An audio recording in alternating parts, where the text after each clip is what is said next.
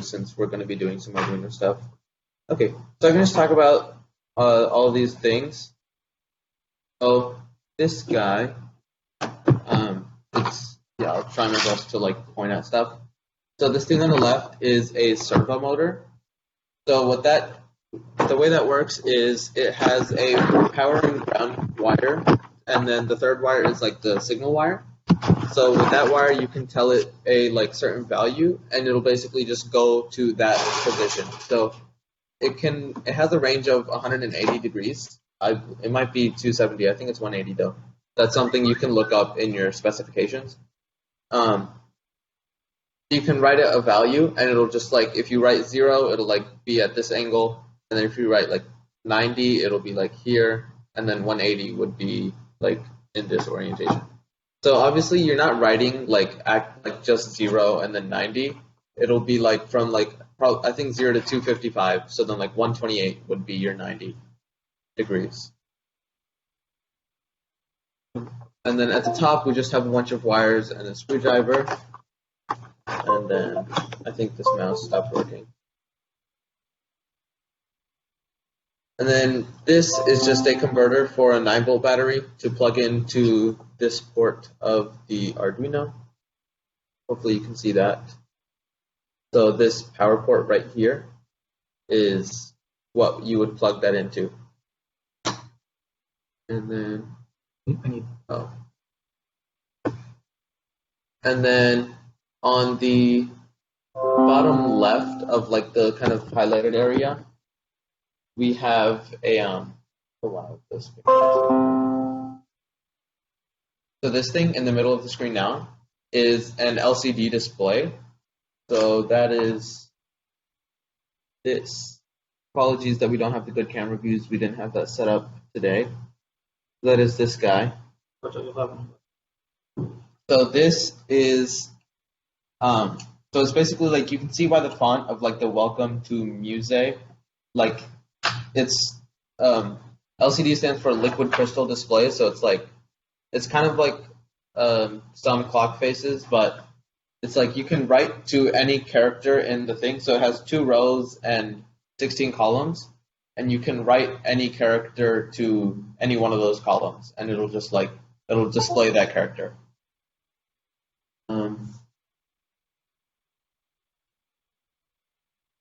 And then these little thingies, these white, so there's like a horizontal line, and then a smaller, shorter vertical one, and then a like little cross thing. So those are different heads that you can attach to your servo, and then you can basically use that as like that would actually control, that would be attached to something which you are using the servo to control. Sorry for going in a very bad order. I'm just kind of like going from the top down. Yeah, please ask questions if you want me to elaborate on something. I know I'm probably not giving the most detailed descriptions on all of these different things. Pujith, I know that you have been to most of the past meetings, so if you want us to, like, please just drop in the chat if you want us to do anything else as well. Alex, his beard is massive because he likes it being massive. Oh, is Alex seeing my beard for the first time since last semester? And then this thing on the left, the red with 3 pins coming to the right, and then a bunch of like probably copper on the left. Those strips and like that whole piece is a moisture sensor. So you could use that in maybe like some sort of automatic like gardening setup. So you could have that kind of like in the ground detecting the moisture in your like the moisture of your soil. And then you could do like, if the moisture is ever too low, then like open the, like you could then use a servo to like open a valve that lets some water into the soil. And then once the moisture is above a certain threshold, then you close the servo. Can you all see the top-down view now? Yep. Okay. Yeah, so could you go over how to limit the motor's rotation? So the motor, like the servo motors in this example, like it it has its own like physical limits. Like you can't rotate it. If you push it past, it'll just like break. So the way it works is like when you write a value to it, it'll just like go to that angle, and then like just like stay there. Yeah. So if you wanted to turn 90 degrees every 5 seconds or something, you can have a variable that stores like current angle, and then in your loop you can do like angle plus equals and then like 90 degrees, but it wouldn't be the number 90. It would be whatever like the code value for 90 would be. Yeah. So and then you just like delay 5 seconds and then it would run again.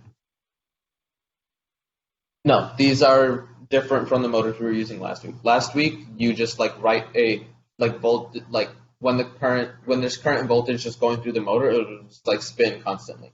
But these like servos, yeah. Okay. So this is one of last week's motors. Oh, I'm not in the camera. Okay. This is one of last week's motors. Like it just has this. Oh my! It is very hard to get in the camera view. Okay, so it just has this like this thing and this guy are the positive and negative of the motor, and then this guy is a servo. So it's like right here. Oh my goodness, I'm not in camera. Okay, so when I push it here, I'm like pushing, but it's not going anymore. And then I can rotate it all the way to here, and then it also stops. So it looks like it's not really 180 or 270. It looks like, yeah, like 225, about in the middle of like 180 and 270.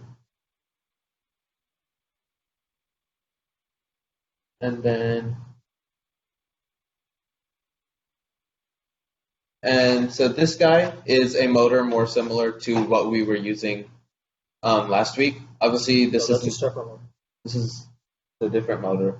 I'm learning new things right now. Okay, my brother's bringing one out for us. Let's see. This thing on the bottom right, the black rectangle with a bunch of metal pins coming down, that is the thing we used to control our motors last week. That is a L293D. It's a quad half H bridge, and you can use that to also control a single stepper motor, which we're about to show you.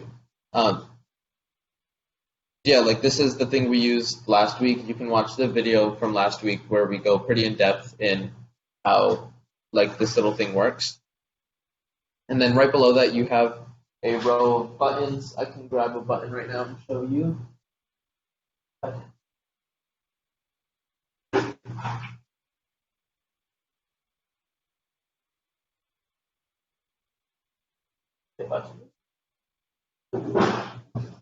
Right here. This is a button,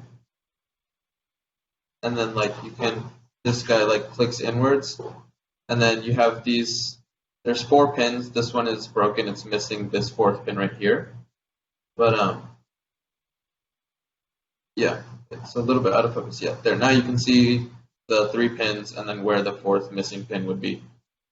So the way this would work is you plug it into the breadboard, like bridging this gap, and then the way it works is this pin and this pin of the button are connected always, and then this pin and this pin are always connected.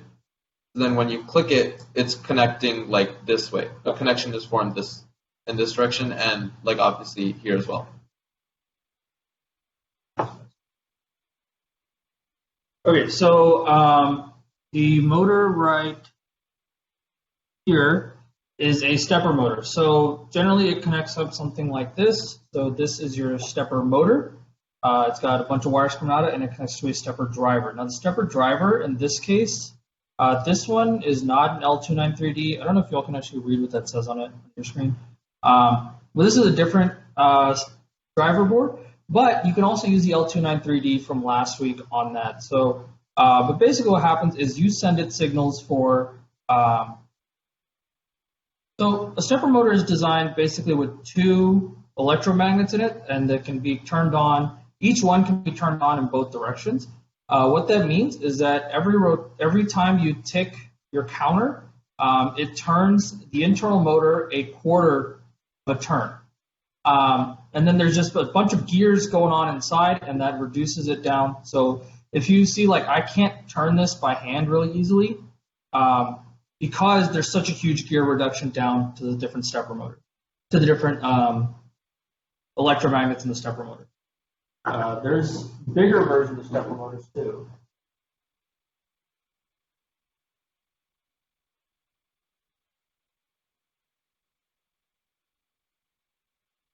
He's got the big motor. All right. So this is a much larger stepper motor. You can see it also has a bunch of wires coming out of it. And this one has a pulley attached to it that you can see here. So if you've ever seen a 3D printer, that's how those work. They use these stepper motors, and then they turn these a specific number of ticks at every given time. And what that does is it causes a belt to move, and it'll move your 3D print head exactly as much as you want it to. What else? So right here, oh, I missed the picture. So at the bottom, all of these little blue guys, these are all different resistors. So you can look up a resistor like color band chart, and that'll tell you how to read like these different colored rings going around the resistor. Like the order of them and the color will basically tell you what resistance that resistor has, and that allows like the people who make resistors to encode like this is a 1 micro ohm resistor versus this. They're probably not micro ohm. And then this is like a 1 kilo ohm resistor, or like 100 kilo ohm resistor, all in just a couple bands. And so, okay, sorry we're going like all over the place. There's just a lot of different things in this kit. So the stepper motor that my brother just showed you, this little thing in the middle right now, next to the right of the joystick, that's the little controller that we just showed you. Looks like this.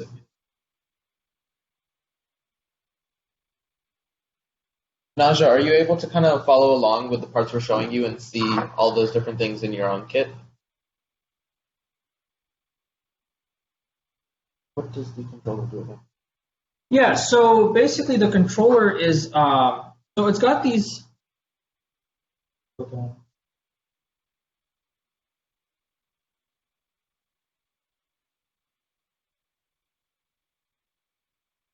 Okay, so it's got these 4 pins on it, and you might be able to read that they say in 1, 2, 3, and 4. So basically, there's 4 configurations that the electromagnets inside the motor can be in, and that lets you select which configuration to be in. So what that means is if I move in any direction, like so if I move from 1 to 2, that'll turn a quarter turn. If I move from 1 to 4, that'll move a quarter turn in the opposite direction. And then, let's see, what else? Yeah, so basically, if you keep ticking, like, by 1 pair, every single, say, 100th of a second or 10th of a second or whatever, you'll actually rotate this motor. So every time you tick, there's a small motor that's in the center of this that moves 1 quarter turn every time you tick. But the outer edge here, there's actually like a huge gear reduction that causes this one thing to turn. It takes 200 ticks for this to turn 1 revolution. That's how most stepper motors are. So that's kind of how it works. And if you are more interested in understanding how it works, I'd recommend like just Googling a stepper motor diagram, and that'll explain it a little better than I'm able to. So these little golden guys, those are potentiometers. So let's grab the potentiometer. Ours look a little bit different.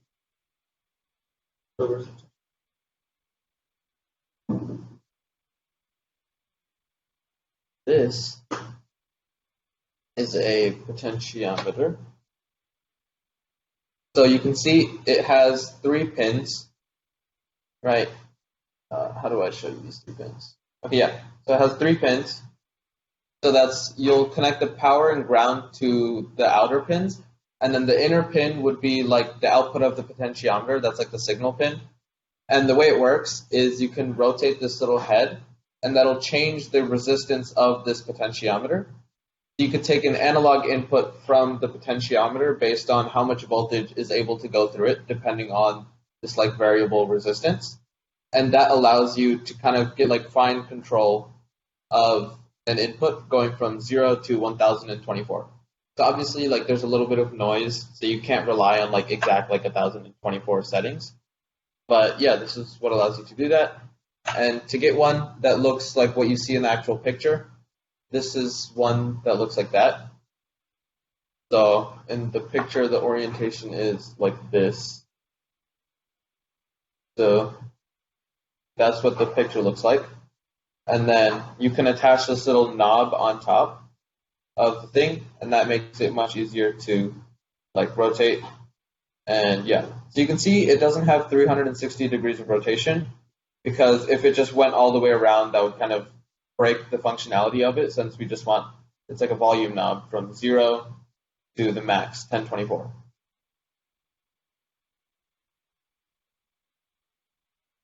And then this little blue cable, the bright blue, is the cable you can use to program your Arduino. Grab one right here. So you have this USB side that goes into your computer, and then this side, it goes into the Arduino like this. And then this side plugs into your computer, and then you can open the Arduino IDE, and then you can interface with this board. You can download code onto this board, and yeah, that's how you'll program your Arduino when you want to use it.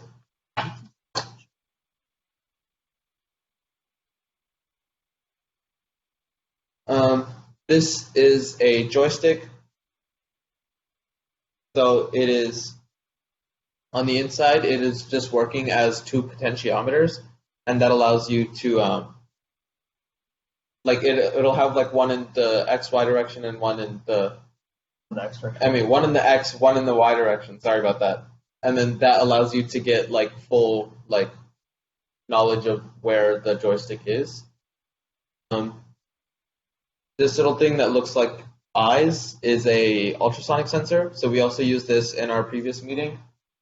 You can grab one while I'm talking. So the way this works is so on the left side, if you can, let me switch the views, get larger. So on the left side, you might be able to see a little T on the, okay, you cannot see it. Let me get back onto the view now. Okay, so on here you can see it. There's a little T right here next to the little thing. You can get closer, we'll focus. Yep, and then on this side there's an R. Sorry about the terrible focusing. So the T side is transmitting, so it'll send out a sound wave, and then the sound wave will, in this case, it'll bounce off of this phone and then come back in, and this receiver end will listen for that sound. So the way you use this is you send a quick pulse on the trigger pin, and then Arduino has a function for reading the delay until the other pin reads high. You can just read on the echo pin, when does this pin read high, and then you can convert that time into a distance value. Naja, I see you said, when would you use one of those? Did we answer that question, or what was that referring to? Sorry about that. Was that for the stepper motor? The potentiometer. So the potentiometer, I can pull up the thing we did on the second meeting.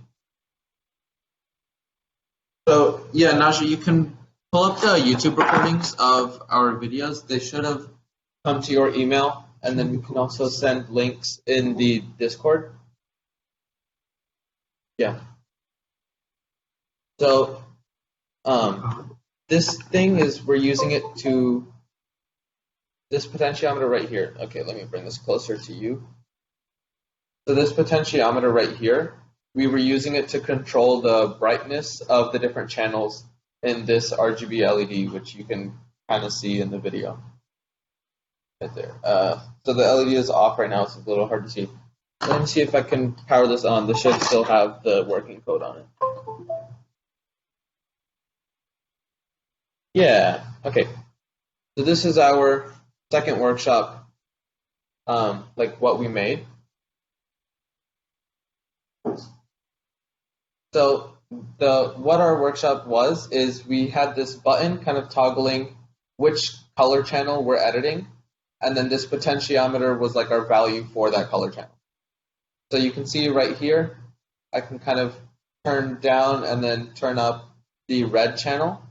And then when I click this again, it switches to editing the green channel on the LED.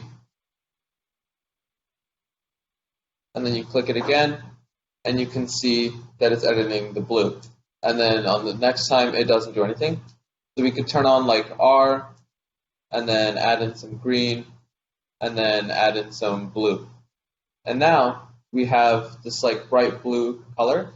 So something you could use this for is maybe if you had like a full LED light strip, you could you could use this to a similar thing to control the color of that light strip. Or like you could just have multiple potentiometers, like you just have 3 instead of like a button that and 1 potentiometer, and then you could just edit the color channels going into each channel of the LED.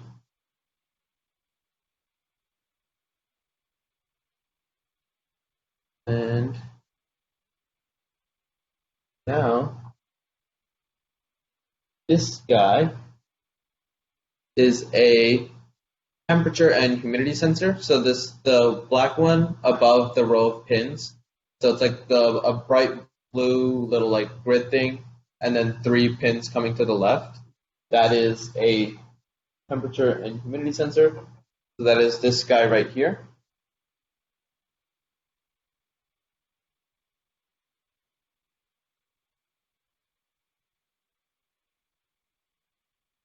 And then what else is here? These are just like 7-segment displays. This one only has like 1 digit, and then this one gives us 4. Uh-oh.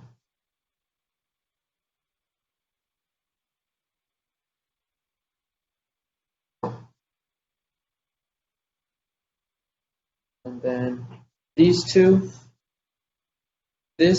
so these 2 small like black circles, these are buzzers. You can write like a little tone to them, so you can write like a value to it, and it'll just make like a buzzing sound, and you can control the pitch of that.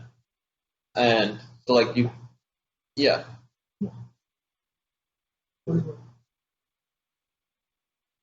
Power breakout board. So this is a power breakout board, and you can explain what that does. So the way that board works, I don't think we have one here, but you can see that. All right, so you can see that towards the bottom of the board, there's like a plus minus and a plus minus. Or there's like 4 pins at the bottom of the board. You can see just above the 7-segment displays, on the bottom left of the little board, there's 2 pins coming down, and then on the bottom right, there's also 2 pins coming down.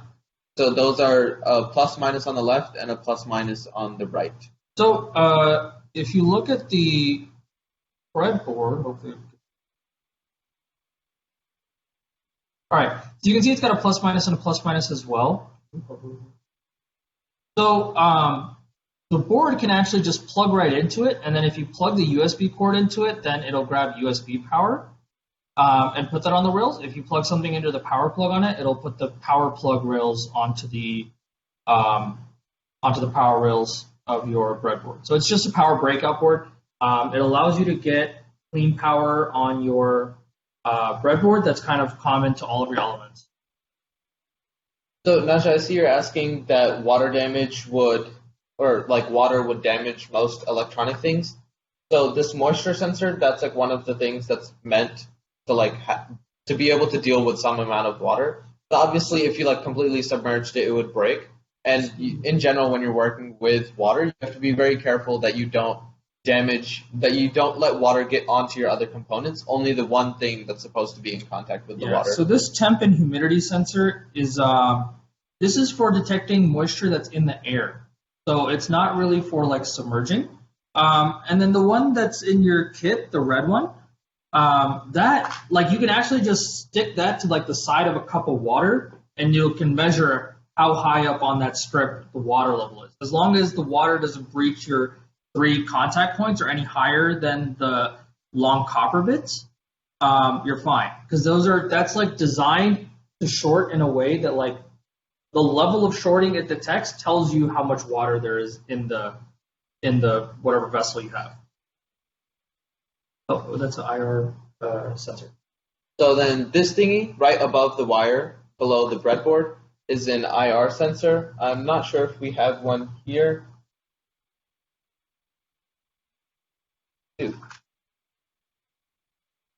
So this is what you see.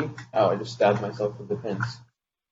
So it has these 3 pins, and then this guy is your IR receiver. This is an IR emitter, but they actually have a remote control. Yeah. So this guy is an IR emitter, but instead what the kit has is this remote control that you can see right there. Wow. Nice. It's right there. So that remote would send those IR signals that you could then read from this guy. And then this could be plugged in to, like, you can plug this in, hook this up, and write some code to kind of like understand what signals are coming in from the infrared. So if you have like an RGB LED strip, you can fire the RGB LED strip controller, the remote, at this sensor, and you can actually read the value. So then what you could do is, like, if you wanted to make your own LED strip, you could take one of those remotes or the remote that they've given you and come up with your own kind of control scheme for messing with stuff. And then obviously these are all just a bunch of LEDs. So you have yellow, red, blue, green, and then just plain white. And then this last one is RGB, and you can tell it's RGB because it has 4 pins. So it'll be 1 ground, and then the other 3 will be the power for R, G, and B separately. Okay, so then you have what are those, 2 PN2222As? Yeah, okay, so then you have those 2 little black boxes. Those are P-type transistors. So you can use those as transistors. So you can't make a full H-bridge out of it because you only have 2 and you're missing the 2 plus ones. Let's see, next to that you have so those are they're either phototransistors or photoresistors. I believe they're phototransistors. What that means is that basically they won't let current through unless there's light shining on the top surface of it. Let's make this so you can see it. All right, after that you have an electrolytic capacitor. That's a capacitor that has a polarity. The tall black rectangle. So in real life that would be a cylinder. Yes, those are the same as the transistors you learned about CS2110. Yes. After that, you have the little tiny black dot is a ceramic transistor, so that's a much lower capacity.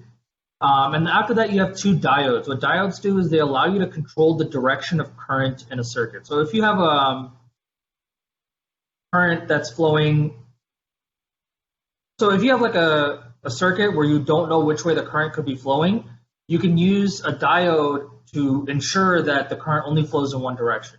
So if you use 4 of these, you can create what's called a full bridge rectifier, and you can convert AC current to DC current.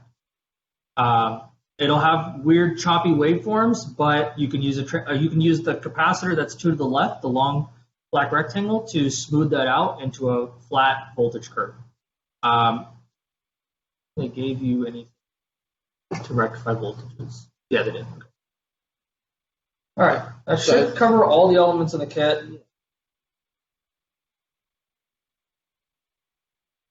So connect. Yeah, hopefully that was a good overview of all the different things that you have. at your disposal now. So I guess, do you have any questions about anything else in the kit? Or for the rest of the people in the meeting, do any of you have any questions about anything? So Emmanuel, I saw that you just joined. The reason that we're just going over kind of like this stuff in this kit is because our next workshop is supposed to be 3D printing, but we wanted to have a good audience here for the 3D modeling before we do 3D printing, because obviously 3D printing without having done a model is not very fun. So next week we'll be doing our CAD workshop in Fusion 360, and then the week after we'll do our 3D printing.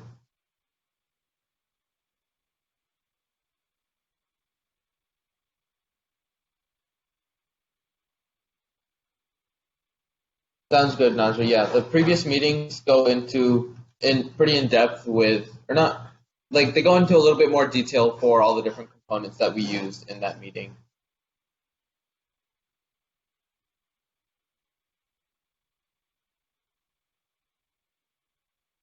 So does anyone have any more like questions or maybe a request for us to quickly do something? We can do whatever we want with the next 10 to 15 minutes.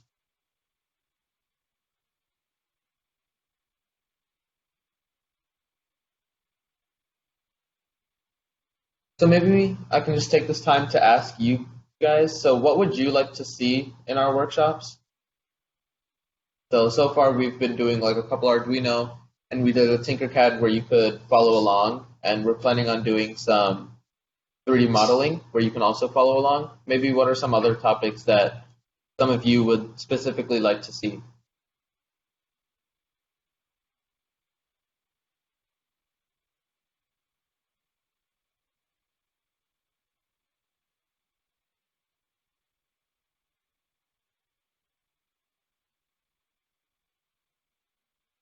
Feel free to unmute or just drop it in the chat.